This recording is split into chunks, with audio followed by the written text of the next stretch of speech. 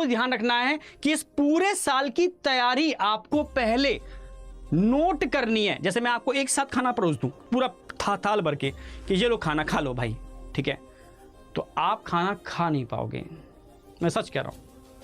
अगर उतना ही खाना मुझे खिलाना है तो मैं प्लानिंग से खिलाऊं पूरा खाना कि आज मैं, ठीक है भाई, गरम गरम रोटी खिला रहा हूं, आटा मैंने उतना बना के चुपचाप से रख लिया है, एक रोटी फुल्का परोसता हूं आपके सामने टेस्टी सब्जी के साथ, आप बस खा जाओगे। अगला फुल्का आपसे कहा जाए आप खा जाओगे।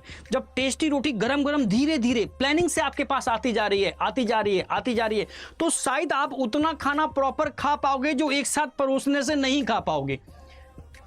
क्लियर है बिल्कुल। तो छोटे छोटे आपको पूरे सिलेबस के अंदर 2 काम करने हैं। पहले अपनी कमियों को लिखना है, आपको एक नोट बुक लो, सारी कमियों को नोट आउट करो, यार ये मुझ में कमी है, ये मेरे वीक टॉपिक हैं, ये मेरे स्ट्रॉन्ग टॉपिक हैं, वो भी लिखोगे आप, ठीक है। मेरी गलती कहां हुई, मेरी स्पीड स्लो है, मैंने क्वेश्चन प्रैक्टिस नहीं की, मैंने प्रॉपर डीपीपी सॉल्व नहीं की, मैंने पेपर नहीं दिए, टेस्ट पेपर से फोबिया था, मैंने टेस्ट पेपर नहीं दिए, इस वजह से दिक्कत है। पढ़ाई मैंने बहुत अच्छी की पूरी साल, बहुत सारे बच्चे ऐसे भी हैं जिन्होंने पूरी साल बहुत अच्छे से पढ़ाई की है, पर टेस्ट पेपर अटेम्प्ट ना करने की वजह से लास्ट टाइम पर सारा कचरा हो गया। उस टेस्ट पेपर को घर पे जाके पूरा सॉल्व कर लिया, पर उस समय नहीं कर पाए क्योंकि उनकी प्रैक्टिस नहीं थी, उनकी स्पीड नहीं थी। आप समझ रहे हो, इसलिए समझ में आया होगा टेस्ट की इंपॉर्टेंस क्या है, ठीक है।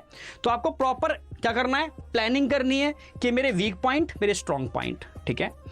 अब इसमें आपको एक टेस्ट सीरीज बड़ा हेल्प करती है, टेस्ट बड़े हेल्प करते हैं आपके इंप्रूवमेंट के लिए, ठीक है।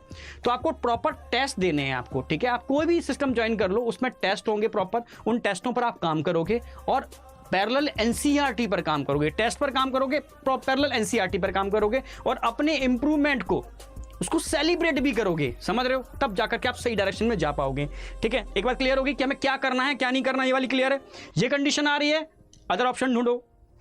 ये कंडीशन आ रही है तो अपनी सिचुएशन के अकॉर्डिंग डिसीजन लो, ठीक है। ये कंडीशन आ रही है तो मैं फोर्सफुली बोल रहा हूं कि आपको ड्रॉप लेना ही है और इस साल तैयारी करनी ही है, ठीक है।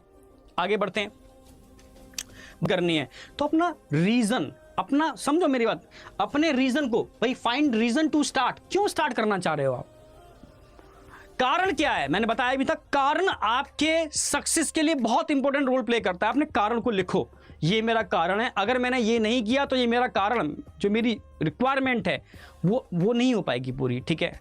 तो उस कारण को लिखना पड़ेगा। अपने कारण को ढूंढोगे तो कारण आपकी सक्सेस के लिए बहुत बड़ा रोल प्ले करता है। पूरी हिस्ट्री उठा के देख लो, जिन लोगों ने बड़े बड़े टारगेट को अचीव किया है वो कारण की वजह से किया है। ये चीज़ थी, वो बहुत सारे कारण थे, ठीक है। मैंने केस भी बताया था अपने एक स्टूडेंट का, बहुत साल पुराने स्टूडेंट का, जो मतलब जिसके बहुत सारी सिस्टर थी, जिसका घर भी नहीं था, ठीक है।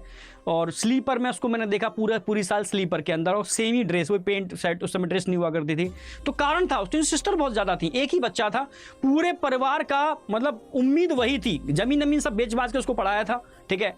तो और प्योर हिंदी मीडियम से था, मैं इसलिए मैं हिंदी मीडियम को भी सल्यूट करता हूँ, बच्चे बहुत मेहनती होते हैं। प्योर हिंदी मीडियम से था, ठीक है। उसने बहुत मेहनत की, नॉर्मल बच्चे से ज़्यादा मेहनत करी, ठीक है। पर उसने निकाला, मौलाना आज़ाद निकाला उसने, ठीक है। मैं भी मतलब स्टार्टिंग फर्स्ट क्लास थी, मैं खुद परेशान था, क्या निकाल पाएगा, मैंने चिल्लाया भी, डांटा भी उसको, तू नहीं निकाल सकता, ठीक है। अगर कोई आपकी इंसल्ट करता है, बेइज्जती करता है, तो उसको नेगेटिव मत लो, उसको एनर्जी बनाओ, पावर बनाओ अपनी।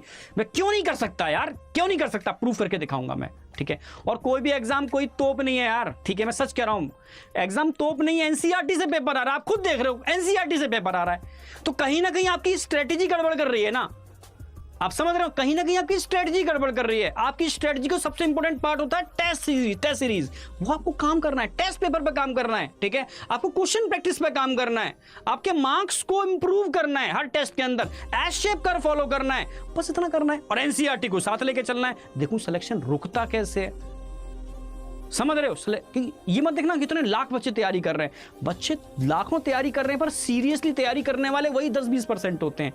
आप सब फॉर्म भर रहे हैं बच्चे, पर फॉर्म ऐसे ही हर 12th करने वाला बच्चा फॉर्म डाल देता है बिना तैयारी के, ठीक है। पर सीरियस तैयारी करने वाले बच्चे कितने होते हैं, वो बहुत कम होते हैं। एक्चुअल में आपका कंपटीशन सिर्फ उन बच्चों के साथ है, ठीक है। तो अगर आप सच्चे मन से तैयारी कर रहे हो, पूरी प्रॉपर स्ट्रेटजी बना रहे हो, और स्ट्रेटजी कैसे बनानी है, देखो हर बच्चे का मेंटल स्टेटस अलग अलग होता है। मैं अपनी स्ट्रेटजी बता दूं, ऐसे मैं आपको सपोर्ट दे सकता हूं, जो टाइम टू टाइम मैं आपके साथ रहूंगा, ठीक है, ठीक है, सपोर्ट देता रहूंगा, उसकी टेंशन नहीं करनी है आपको, पर आपको खुद की एनालिसिस करनी पड़ेगी जो मैंने आपको बताई आपको, ठीक है। आपको पॉइंट करने हैं कि मेरे क्या कमियां थी, इस पर जो मुझे काम करना है, आगे मैं डिस्कस करूंगा, ठीक है।